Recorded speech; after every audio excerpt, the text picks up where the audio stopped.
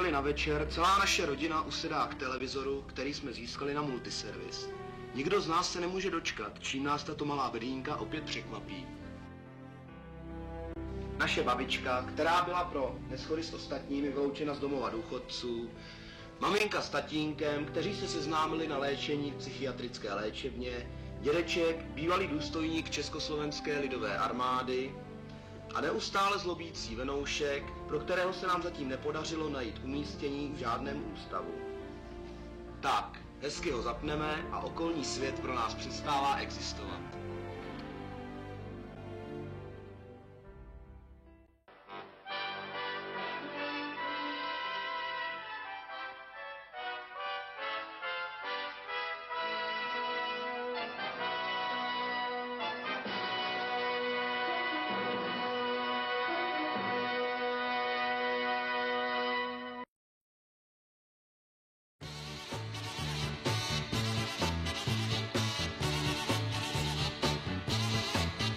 Ladilí, ladilou, trpaslíci trávou jdou. Ladilou, ladilí, capou, než se rozední. Ladilí, ladilou, pěkně v řadě za sebou. Ladilou, ladilí, jejich píseň lesem zní.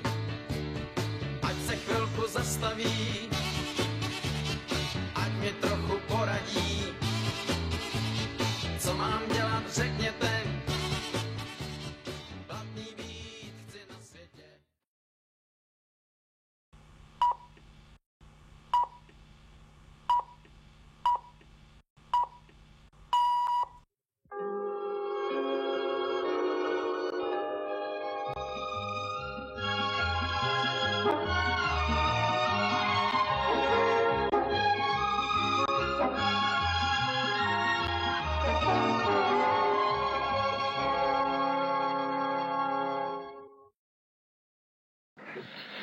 Dobrý večer.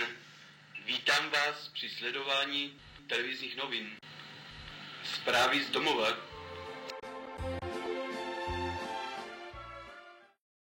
Každý z nás chce žít v pěkném prostředí. Někteří jednotlivci se však podle toho nechovají. Tu si někdo odplivne, tu někdo zahodí cigaretový nedopalek a někdo nám snad i.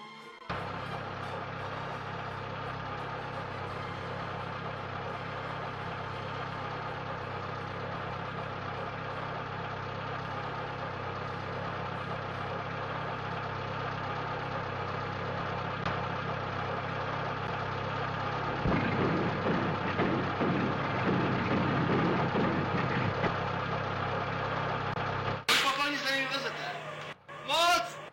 Rozčiluje vás to? Moc! Kolik berete za tuto práci? Málo! Děkuji za rozhovor.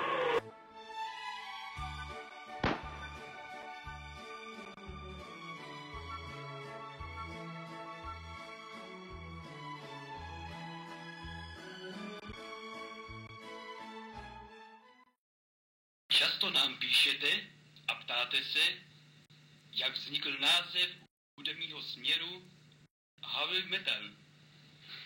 Zašli jsme do ústavu pro vznik nových hudebních směrů a tady je odpověď. Známý kytarista Feďa Šroubovák pracoval u městských služeb a většinu pracovního času strávil zametáním chodníků. Jednou se na něho přišel podívat vedoucí a pracovní morálka se mu Fedi nelíbila. Hej vy! Metal pořádně! Feďa zahodil koště, běžel domů a začal hrát heavy metal.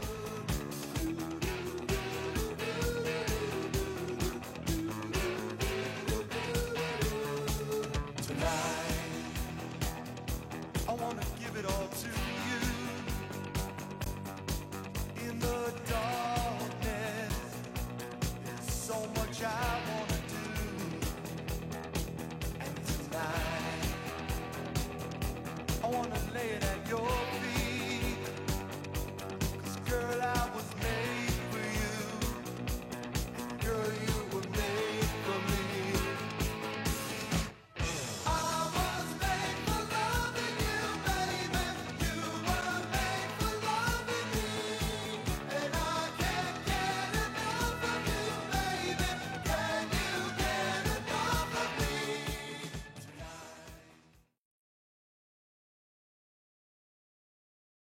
Pod tímto titulkem přinášíme další reportáž.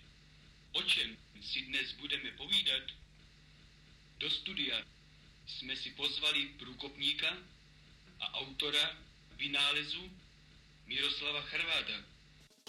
Pane Charvát, vy jste autorem nového vynálezu. Co vás k němu přivedlo? Tak já jsem vlastně nic nového nevymyslel. Jenom mě pořád vadilo, že mi dochází baterie u mých švýcarských hodinek. To mě rozčiluje a budí ze spaní. Jak jste tedy tento problém vyřešil? Prozradíte to divákům? Jistě, je to velmi jednoduché. Já jsem napojil své hodinky na autobaterii, kterou nosím na zádech. Autobaterie vydrží mnohem déle a je k sehnání. Inu, lidská chytrost je omezená. Napište nám i vy o svých vynálezech.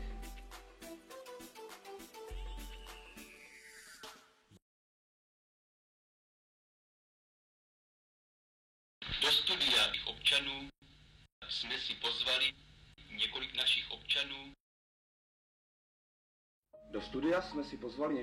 občanů. Dobrý večer. Dobrý večer.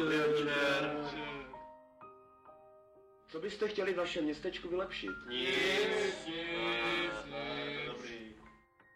Jsou ale přece věci, které vás rozčílí. Ano, to jo.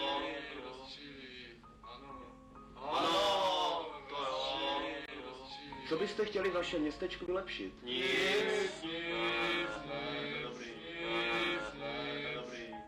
Co se vám líbí? Co se zlepšilo? Že můžeme kritizovat. S naším filmovým štábem jsme se také zajeli podívat na místní rekreační zařízení na koupališti v Českém Dubě. I přes nepříznivé povětrnostní podmínky jsme zde mohli zastihnout několik otužilců.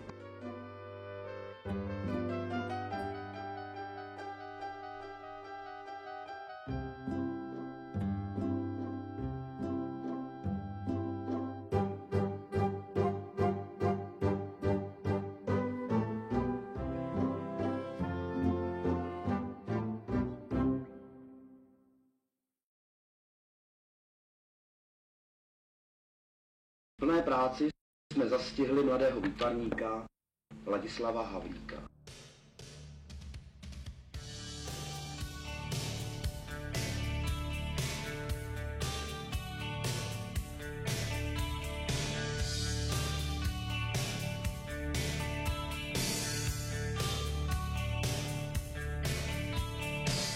Mistře, mohl byste ukázat divákům některé ze svých výrobků?